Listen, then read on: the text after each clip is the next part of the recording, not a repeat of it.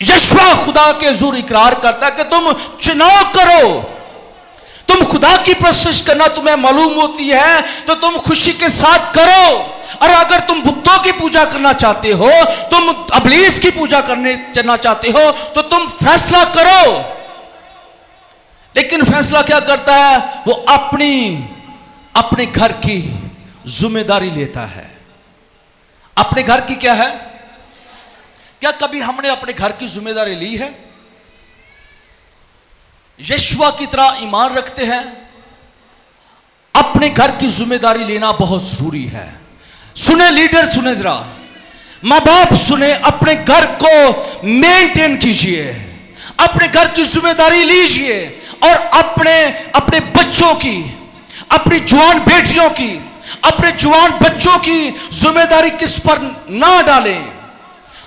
माहौल साथ नहीं देता कि हम इन चीजों को अब खुला छोड़ दें। मुआशरा अब साथ नहीं देता कि हम बच्चों को आजाद छोड़ दें। हम अपनी जवान बेटियों को, अपने जवान बेटों को या अपने बच्चों को हम खुला छोड़ दें। हमें जरूरत है कि हम फैसला करें। हमें जरूरत है कि हम अपने खानदान की बच्चों की जिम्मेदारी लें, किसी पर ना छोड़ें, क्योंकि हमारा हिसाब हमें से लिया जाएगा। अदालत क्या है? घर से शुरू होगी। आमीन। ये नहीं कि तू कलाम सुनाता रहा सारी उम्र, अपने घर का कोई पता ही नहीं, तेन घर की कोई फिक्र नहीं, तेरे घर दे नहीं बचे, लेकिन तू बाहर की कर रहा है। हालेलुया दे नारे, बाइबल के हवाले हम देते हैं। अदालत घर से शुरू होगी। आमीन। यशवा ने जिम्मेदारी ली, अब रही मेरी और मेरे, अब रही मेरी और असी कि उंगली करने आ, मैं तेरी जिम्मेदारी लेना वा, तू फिक्र ना कर। अपना घर की हो रहा? बर्बाद हो रहा है। इब्लीस जोरों शोर से काम कर रहा है और जिम्मेदारी किसकी ले रहे हैं? दूसरे खानदान की।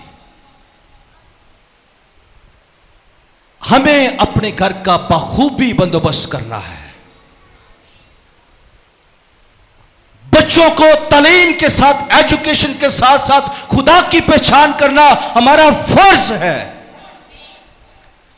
एजुकेशन जरूरी है, उससे जरूरी है कि हम तरबियत करें, उससे जरूरी है कि हम खुदावंद की कुर्बत में उनको रखें, उससे जरूरी है कि खुदावंद की पहचान उनको करवाएं, उससे जरूरी है कि खुदा के कलाम का मुतालिया किया जाए, उससे जरूरी है कि हम दो सना करवाई जाए, खानदान के अंदर मजबा की आग जलाई जाए, मजबे को कायम किया जाए, दुआया माहौल बनाया जाए।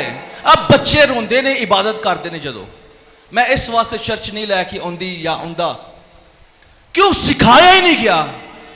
तुहाडे लीडर जो चर्च जाइद ना, एल्डर साहब, दिगर बाजी रबीना या दूसरे लोग, वो बड़ा डांटते ने। इस वास्ते असी बच्चों को लिया छड़, जो वड्डे होंगे आप ही आउणगे। क्यों? हमें उनको पहचान करवानी है, सिखाना है। आमीन। हम जरूरत है कि बच्चों को सिखाएं। जब तक सिखाएंगे नहीं, सीखेंगे नहीं। मैं गौर कर रहा था भाई पतरस की जिंदगी पर, शोर बदतमीजी कर रहे थे या आगे पीछे घूम रहे थे, लेकिन एक लगाने के बाद वो खामोशी के साथ झोली में है।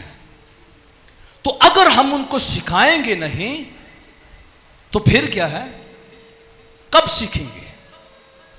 बच्ची बड़ी सुकून झोली च बैठी है, लेकिन असी की करने आ? एक लान तो भी डरने आ। उदों लाने आ जो मौका नहीं हुंदा।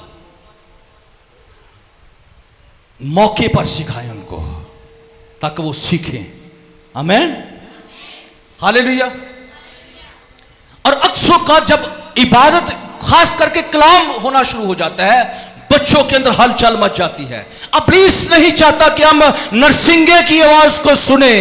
इब्लीस नहीं चाहता कि हम खुदा के कलाम को हासिल करें। इब्लीस नहीं चाहता कि खुदा की आवाज को सुने। जिसके कान हो वो कि रूह कलीसियों से खुदा तैयार कर रहा है। कलीसिया तैयार होनी चाहिए। क्या मैं तैयार हूं खुदा की आमद के लिए? क्या मैं यीशु की बादशाही के लिए तैयार हूं कि अभी भी गुनाह के अंदर हूं, अभी भी खुदा के से दूर हूं? मेरा बाप भी दूर, मेरी मां भी दूर, मेरे बाप दादा भी दूर। खुदा नहीं चाहता हम टूटी फूटी जिंदगी को बसर करें। खुदा नहीं चाहता कि हमारे फाटक जले हों, दिल भी जलिया हुए तो चेहरा भी जलिया हुए। खुदा नहीं चाहता। खुदा कहता कि तुम सर उठाकर जियो। आमीन। तुमको दुम नहीं बल्कि, और सर तब उठता है जब इंसान गुनाह से आजाद हो। कोई आमीन कहेगा? हालेलुया। क्योंकि गुनाह की मजदूरी दबा देती है, गुनाह हमें दबा देता है, लेकिन सच्चाई हमें आजाद करती है। आमीन। और सच्चाई क्या है? खुदा का कलाम है।